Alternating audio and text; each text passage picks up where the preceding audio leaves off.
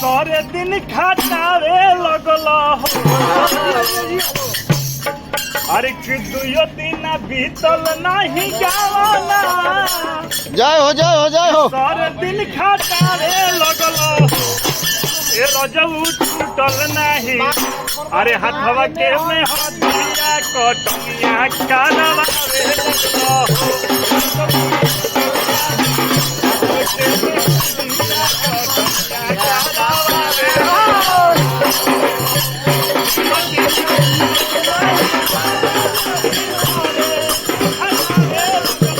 जय हो दिन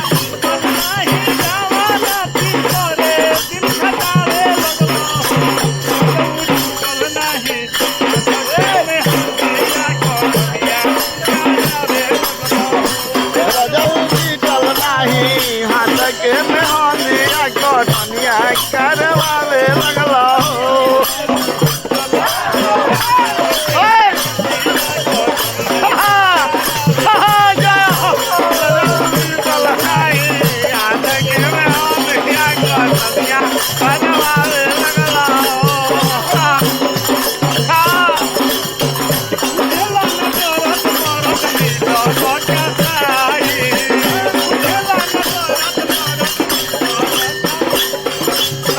बुझेला न दर्द मरद मिलला कसाई भोरही जे हसुआ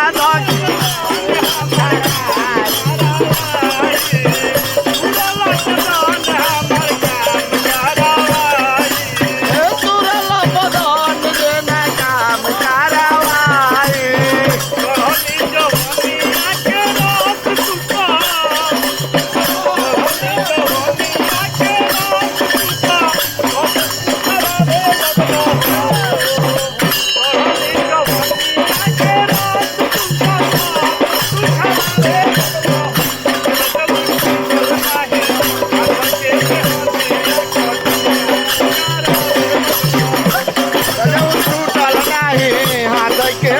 कटनिया करवावे लगला हो